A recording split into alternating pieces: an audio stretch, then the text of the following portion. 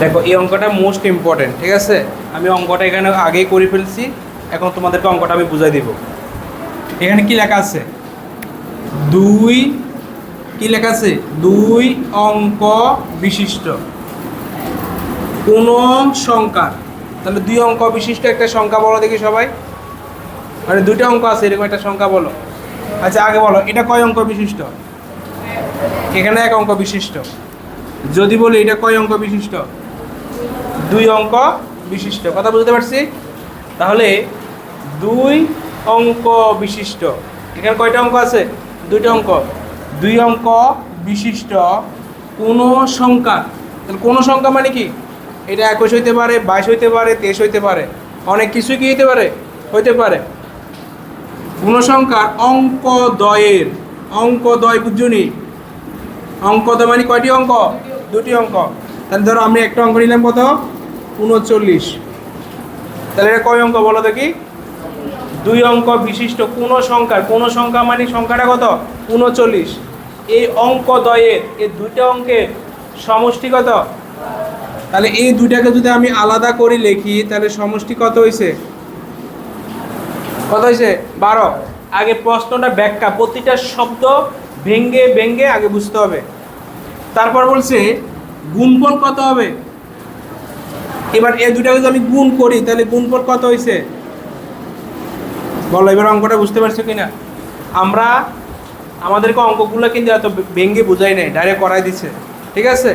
তাহলে প্রতিটা শব্দের সাথে আমার ব্যাখ্যা, ঠিক আছে? আচ্ছা আসো আমি এটা আবার লিখলাম। এখন আমি এখানে লিখলাম কি, মনে করি একক স্থানীয় অঙ্ক এক্স। এখন তোমাদের কাছে একটা প্রশ্ন জাগে না? ধরো আমি লিখলাম 39, এখানে লিখলাম কত? 93। এই দুইটার যোগফল কত? 12। আবার এই দুইটার যোগফল কত? এই দুইটা গুণফল কত? আবার এই দুইটার গুণফল কত?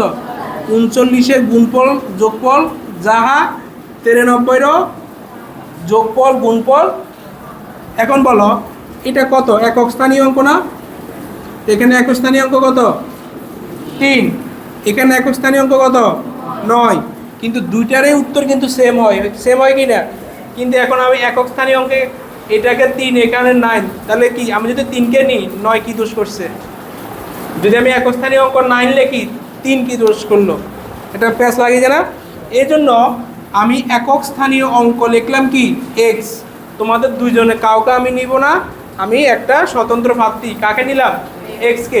এখন অনেকে প্রশ্ন করতে পারো যে স্যার এখানে বলছে দুই অঙ্ক বিশিষ্ট, কিন্তু আপনি এখানে একক দশক কেন লিখলেন? এটা কিভাবে আসলো? ঠিক আছে না? তাহলে এই যে দুইটা সংখ্যার মধ্যে, দুইটা অঙ্কের মধ্যে প্রথম অঙ্কটা কি বলি আমরা? একক। আর পরের অঙ্কটাকে আমরা কি বলি? তাহলে দশক স্থানীয় অঙ্ক কত লিখলাম? 12 - x। এটা কেন বিয়োগ হলো? এখানে কয়টা সংখ্যার সমষ্টি? এই দুইটা সংখ্যার সমষ্টি থেকে যদি আমি প্রথম সংখ্যাটা বাদ দিয়ে দিই তাহলে কোন সংখ্যাটা পাবো? দশক। কথা বুঝতে পারছি?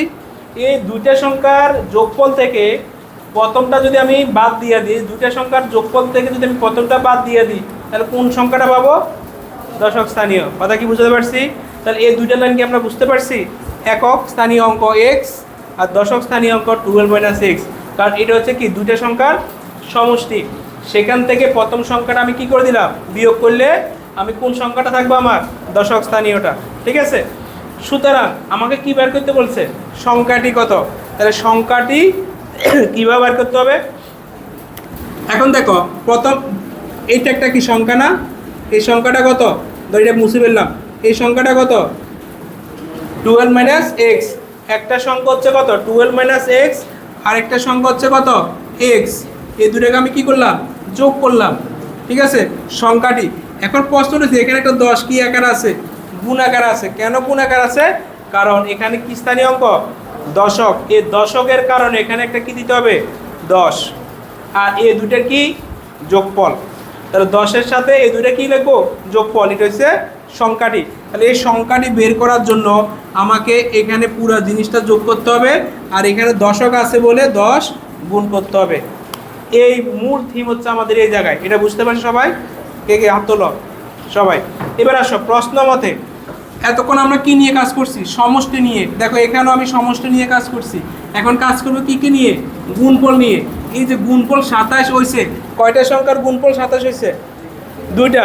সে দুইটা সংখ্যা কে? একটা হচ্ছে এক্স গুণ আরেকটা হচ্ছে কত? 12 - x। এই দুইটার কি ফল? এই দুইটার গুণফল সমান কত? 27। কথা ক্লিয়ার? এবার আসো, এক্স আর 12 গুণ করলে হবে কি? 12x মাইনাসের মাইনাস এক্স এক্স গুণ করলে কি হবে? x² সমান 27। আচ্ছা এখন বলো, এটা কি সমীকরণ? এটাকে সমীকরণ বলা যাবে? এটাকে সমীকরণ বলা যাবে না, কারণ এখানে এটা কি নাই? ধ্রুবক নাই।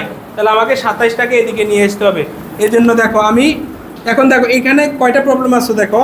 এখানে দেখো এক্সের উপর পাওয়ার 1, এখানে আছে এক্সের উপর পাওয়ার 2। তাহলে বলো ঘাত বা পাওয়ার বিন্যস্তভাবে নাকি অবিন্যস্তভাবে? সাজানো আছে নাকি এলোমেলো আছে? এলোমেলো। তাকে আমাকে কি লিখতে হবে? সাজায় লিখতে হবে। তাহলে প্রথম আমার কে চলে আসবে? x², তারপর প্লাস 12x, এখান থেকে মাইনাস 27 সমান সমান কি? 0। দেখো এখানে কিন্তু দড়ি কিন্তু মাইনাস রাখা যাবে না। আমি কি করলাম? মাইনাস কমন নিলাম। মাইনাস যদি কমন নিই তাহলে ভিতরে চিহ্নগুলো কী হয়ে যাবে? বিপরীত হয়ে যাবে। এটা বুঝতে পারছো? এখন দেখো এই মাইনাসটা কিন্তু এখানে নাই, আছে? দেখো এই মাইনাসটা এখানে নাই। আমরা কি লিখছি? উভয় পক্ষকে -1 দ্বারা কি করছি? গুণ করছি। দেখো এই মাইনাসের সাথে যদি -1 গুণ করি তাহলে মাইনাসে মাইনাসে কী হবে?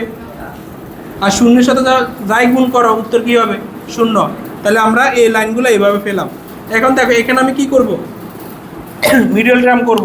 মিডল টার্ম করার নিয়ম হচ্ছে লাস্টের সংখ্যা এবং ফার্স্টের সংখ্যা কি করব? গুণ করব। তাহলে 27 কত হবে? 27। এবার এই 27কে এমন ভাগে ভাঙাবো যাতে যোগ করলে এবং বিয়োগ করলে কত মিলে? 12 মিলে। তো 3 নং 27। দেখো x² নিচে x² বসা দিছি, মাইনাসের নিচে মাইনাস বসা দিছি, এবং 9 এবং 3-এর মধ্যে যেটা সবচেয়ে বড় সেটা কোথায় বসবে? প্রথমে বসবে 9x। এখন দেখো 9x এর সাথে যদি আমি প্লাস বসাই দিতাম তাহলে কি হইতো? এখানে -9x আর প্লাস 3x 12 হইতো, 12 হইতো। কারণ ভিন্ন রকম হইলে অঙ্ক কী করতে হবে? বিয়োগ। আর বিয়োগ করে 9 থেকে 3 গেলে হয়ে যাবে কত? 6। কিন্তু আমাকে মিলে যাবে কত? 12। তাহলে এটাকে প্লাস না দিয়ে এটাকে কী দিতে হবে? মাইনাস। এই যে মাঝখানের যে চিহ্নটা, এই চিহ্নটা তোমার বুদ্ধি দিয়ে তোমাকে কাজ করতে হবে। আর এখানে প্লাস বসে গেল 27 27। ঠিক আছে? এগুলো অনেকবার করানো হচ্ছে। এবার এই দুইটা থেকে কি কমন নিব? এক্স কমন নিব। তাহলে এক্স কমন নিলে x - 9, এখান থেকে কমন নিব -3 কমন নিলে এক্স, প্লাস মাইনাসে মাইনাস 3 নং 27। যখন এগুলো যখন দেখবে একই রকম তাহলে বুঝতে হবে তোমার অঙ্ক 100% কারেক্ট। তাহলে এই দুইটা হচ্ছে কমন আর এইটা হচ্ছে আনকমন। তাহলে x - 9-এর মানও কত? 0। x - 3 মানও কত? 0। আমি এখানে লিখলাম x - 9 সমান যদি 0 হয় তাহলে x সমান 9, x - 3 সমান 0, x সমান কত?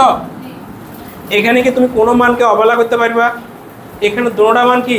ধনাত্মক। তাহলে একজনকে বাদ দেওয়া যাবে না। তাহলে আমাকে দুইটা নিয়ে কী করতে হবে? কাজ করতে হবে। তাহলে প্রথম আমরা কি লিখবো? x সমান 9 হলে কি লমান? x সমান 9 হলে, কারণ আমাকে বার করতে বলে সংখ্যাটি কত।